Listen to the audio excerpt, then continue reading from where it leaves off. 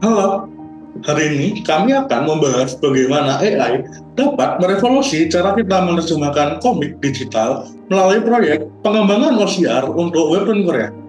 Presentasi ini disusun sebagai laporan akhir untuk AOL Artificial Intelligence. Tim kami terdiri dari 3 orang, yaitu Elvin Sianto sebagai ketua tim, serta Taufikur Rahman, Hamdan Al-Ayubi, dan juga saya sendiri, Yosia Gristil Bema. Bagaimana cara kerja OCR dalam mendeteksi teks di latar belakang yang kompleks? Mari kita bedah bersama. Oke, kita masuk ke bagian latar belakang. Pada tahun 2024, Metro Webtoon sebenarnya sudah mencatat pendapatan yang sangat besar, yaitu kisaran 1,84 triliun won. Tetapi angka ini belum mencerminkan potensi globalnya secara penuh dikarenakan adanya keterbatasan bahasa.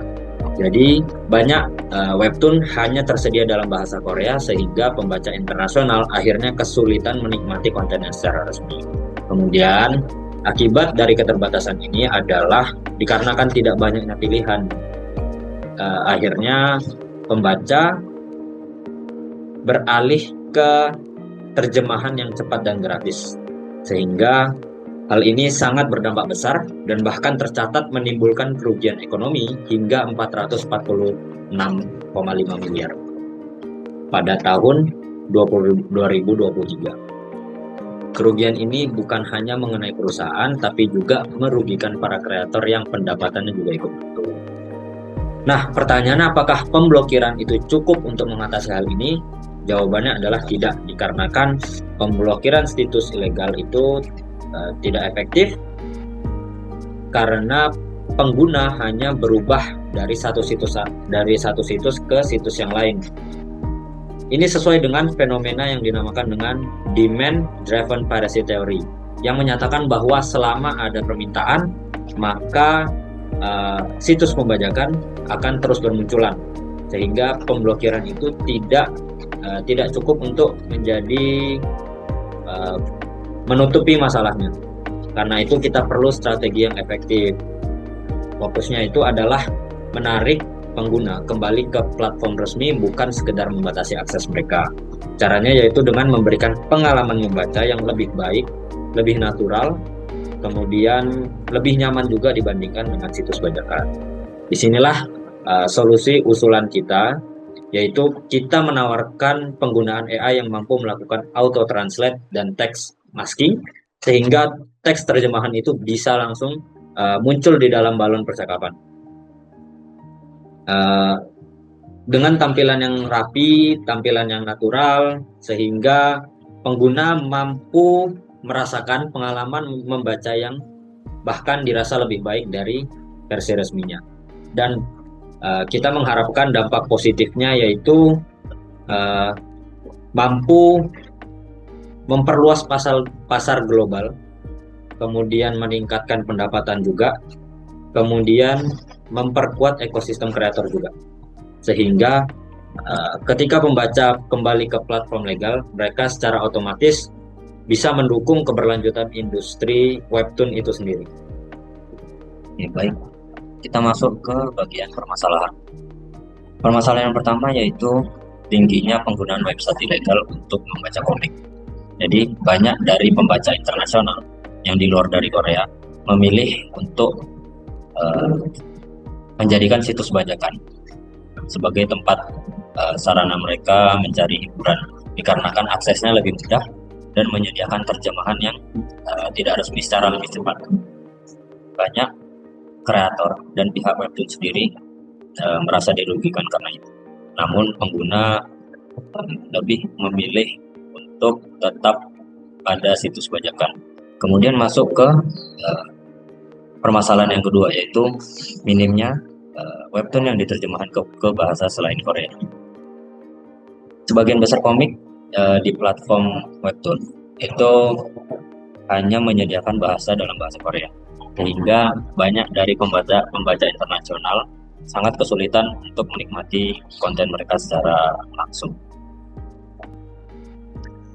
Masuk ke metodologi, untuk backend, kami menggunakan Python 3.11 karena kompatibilitasnya yang sangat baik dengan library AI.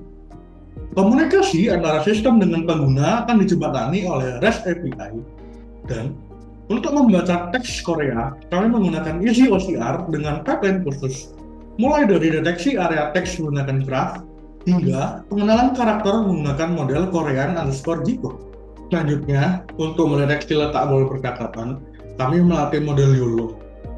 Hasil deteksi ini digunakan untuk zoom area supaya pembacaan OCR lebih akurat. Setelah teks terbaca dan diterjemahkan oleh OpenAPI, supaya tampilan atau hasil dari terjemahan ini tampak lebih natural, kami menggunakan IOPin yang menggunakan model lama untuk menghapus teks asli Korea di gambar tanpa merusak latar belakangnya. Kemudian bisa menimpa dengan teks terjemahan baru. Oke, jadi kita bakal jelasin bagian hasil eksperimen kami. Nah, pertama-tama aku bakal membahas tentang Easy OCR terlebih dahulu. Jadi Easy OCR itu punya dua model utama. Yang pertama Graph, dan yang kedua Korean J2.pth. Gunanya apa? Graph ini gunanya untuk mendeteksi apakah di suatu area tertentu ada sebuah teks.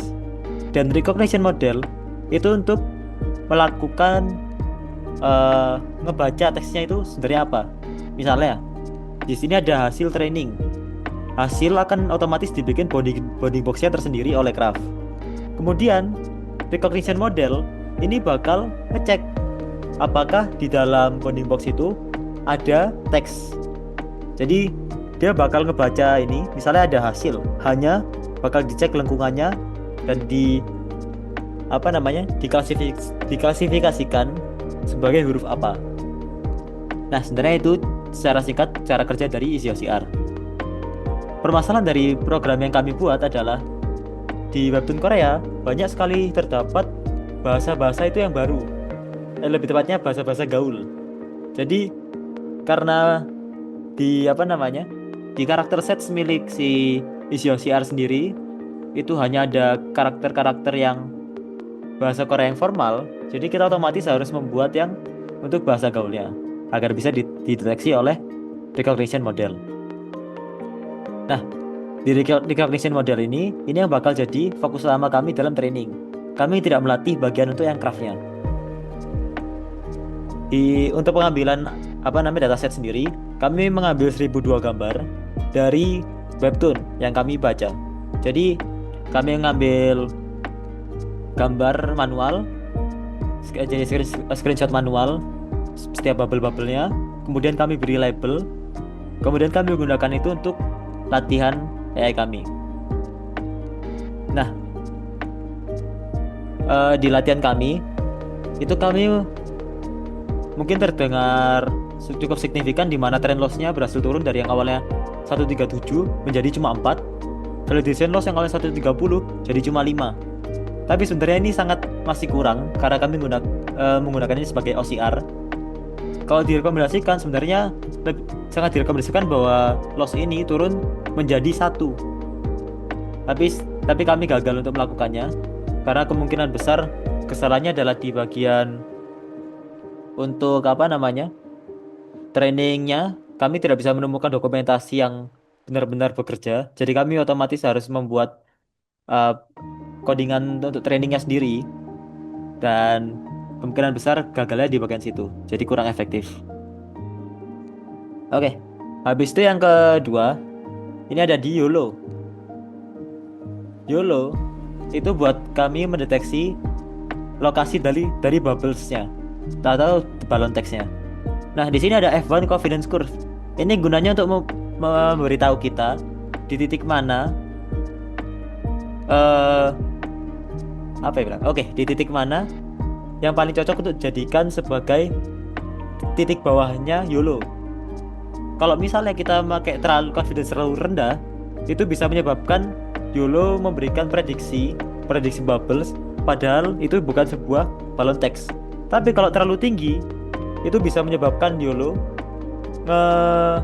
melewatkan beberapa bubbles yang benar-benar balon teks. Jadi untuk threshold ini kita nggak boleh memasang terlalu tinggi ataupun terlalu rendah. Dan di sini ditemukan bahwa 0,49 itu menjadi titik yang paling cocok untuk menebak yang mana bubbles dan yang mana bukan. Karena itu untuk di codingan kami menggunakan 0,49 ini sebagai threshold utama untuk YOLO. Oke, kemudian ke conversion matrix. Di sini kita ngitung seberapa sering bubble ini tebakannya ini benar, dan seberapa sering tebakan ini seberapa sering dia gagal untuk menebak. Di bagian sini ada 1126 itu dilabeli sebagai true positif.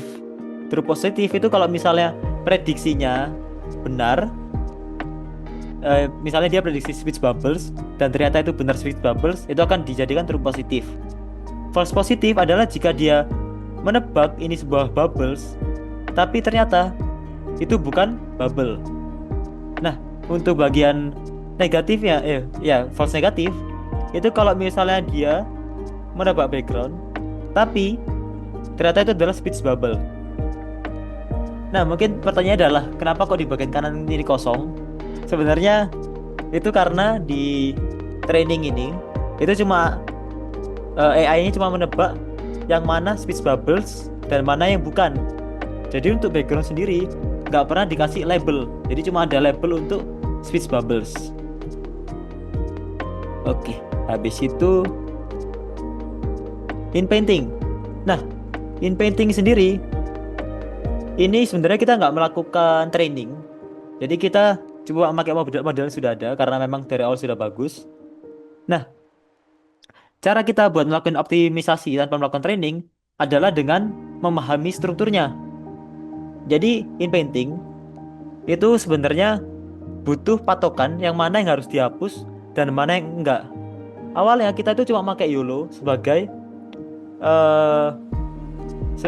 bounding box utama atau area yang perlu dihapus. Jadi waktu kita pakai nggak sengaja area dari bubble-nya ini kehapus semua karena program mengira bahwa area pink ini adalah batas akhir. Nah, gimana cara kita bisa ngelakuin training ini? Ngelakuin optimisasi tanpa training itu adalah dengan kami melakukan shrinking atau mengecilkan. Jadi misalnya di sini ada kotak yang kita dapat dari YOLO, kita sengaja kecilkan tergantung ukuran dari bubblesnya.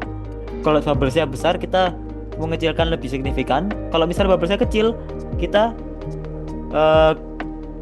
mengecilkannya lebih besar. Nah, di sini mengecilkannya lebih kecil. Nah, di sini misalnya ini adalah bounding box yang didapat dari YOLO. Kita nggak langsung ngirim bounding box ini ke IOP-nya, tapi kita kecilin dulu. Jadi kita pakai perhitungan luasnya. Kalau misalnya melebihi titik tertentu, kita bakal melakukan perkalian untuk mengubah ukurannya. Nah, ukuran ini yang kita nanti bakal pakai untuk melakukan untuk menjadi batas luarnya. Jadi nanti yang di inpainting adalah titik tengahnya sini atau bagian OCR, dan merah ini akan jadi batasan yang mana yang boleh dilakukan inpainting. Jadi waktu ada proses inpainting bakal sempurna dan bubblesnya tidak lagi terhapus. Masuk ke bagian kesimpulan. Berdasarkan hasil pengembangan sistem OCR untuk Webin Korea ini, kami mendapatkan hasil yang sangat positif. Secara teknis, model YOLO yang kami latih terbukti mampu mendeteksi balon percakapan dengan akurasi yang sangat tinggi dengan mencapai angka precision sebesar 88,9% dan juga recall 90,2% dengan performa paling optimal di threshold 0,49. Sementara untuk SGOCR, proses fine tuning kami lakukan berhasil meningkatkan pengenalan karakter set secara signifikan, terutama untuk huruf-huruf yang non-formal. Meskipun kemampuan model dalam menebak kata yang sangat ambigu masih memiliki ruang untuk penyempurnaan di kedepannya. Selanjutnya, dari sisi visual dan juga user experience, penerapan IOPaint dengan arsitektur lama dan juga SID berhasil melakukan proses inpainting yang sangat halus. Teks asli bisa dihapus tanpa merusak bentuk lingkaran balang percakapan. Hal ini juga disempurnakan oleh model penerjemah yang berbasis Sopat AI yang bisa memberikan hasil terjemahan yang natural dan juga kontekstual jauh lebih baik daripada terjemahan yang kata per kata. Secara keseluruhan, kami yakin aplikasi ini bisa memiliki potensi yang besar dengan memberikan pengalaman baca yang nyaman dan juga mendekati kualitas yang resmi. Solusi ini bisa menjadi kunci untuk menarik kembali pembaca kepada platform legal dan juga mengurangi ketergantungan pada situs bajakan. Sekian dari presentasi kami, terima kasih.